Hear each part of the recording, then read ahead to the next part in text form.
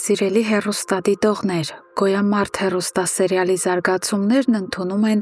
աննկարագրելի մռայլ և ճակատագրական երանգներ։ Այսօր մենք ականատես եղանք, թե ինչպես է ամենասպասված և լուսավոր թվացող օրը հարսանիքը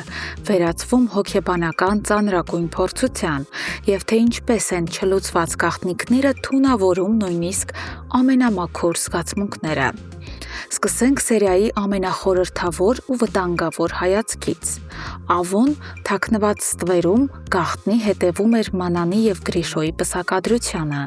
Նրա մտքում ծնվում է չափազանց սարսափելի ու հեռահար մի վերլուծություն։ Նա ինքն իրեն հասկանում է, եթե իր և Էռնայի միությունից ժառանգներ չեղան, ապա այս երիտասարդ և իրար խենթի պես սիրող զույգը հաստատ կունենա։ Եվ հենց այստեղ է Ավոն տեսնում իր վրեժի կուլմինացիան։ Նա մտածում է, որ երբ երկու թշնամի ընտանիքների արյունը միախառնվի մի նոր կյանքի մեջ, և հենց այդ ժամանակ բացահայտվի Ռաֆոյի սպանության արյունոտ ճշմարտությունը, հարվածը կլինի անհամեմատ ավելի ցավոտ ու կործանարար բոլորի համար։ Սա իսկական հոգեբանական դիվերսիա է։ Իր այս դաժան մտքերով տարված, Աբոն անմիջապես գնում է Էռնայի հետևից։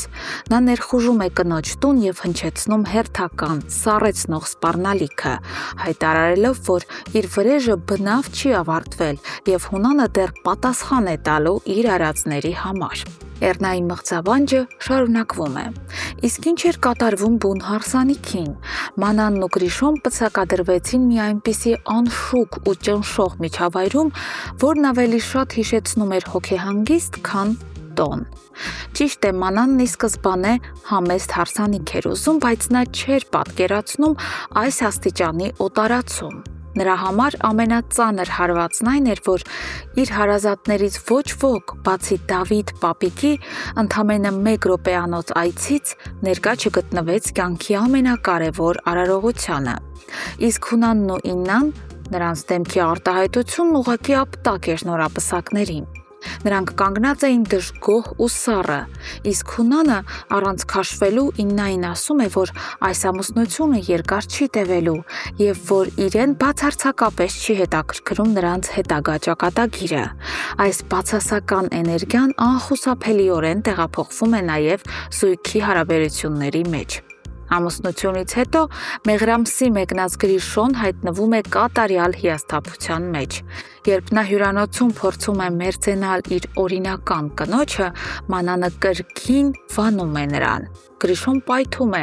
արդարացիորեն հարցնելով, թե արդյոք Մանանը չափում է իր համբերությունը, չէ՞ որ մինչև հարսանիք ինքը հարգել էր նրա սկզբունքները, իսկ այժմ նրանք պաշտոնապես ամուսնացած են, այն էլ փոխադարձ սիրով։ Մանանի այս պահվածքը վկայում է խորը հոգեբանական արգելքների և ենթագիտակցական վախերի մասին, որոնք դեռ երկար են տանջելու այս զույգին։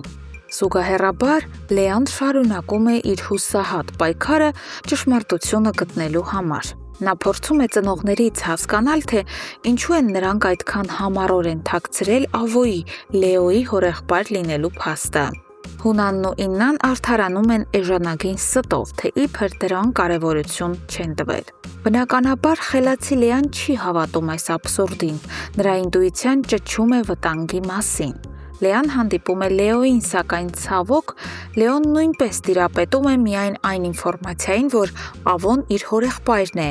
իսկ արյունոտ անցյալի մասին նա դեռ գաղափար անգամ չունի։ Մենք կանխատեսում ենք շատ հստակ և տրամաբանական զարգացում։ Քանի որ ծնողները շարունակելու են ստել, իսկ Լեոն անտեղյակ է, Լեայի միակ փրկողակը և ճշմարտության միակ աղբյուրը մնում է Էռնան։ Անխուսափելի է, որ Լեան գնալու է հորաքրոջ մոտ, և հենց Էռնան էլ, գտնվելով ծայրահեղ անկայուն վիճակում, բացելու է Հունանի կյանքի ամենասարսափելի գաղտնիքը՝ արյունոտ սպանության մասին։ Սիրելի հեռուստադիտողներ, ինչ եք կարծում, երբ Լեան Էռնայից իմանա հոր մարդասպան լինելու փաստը,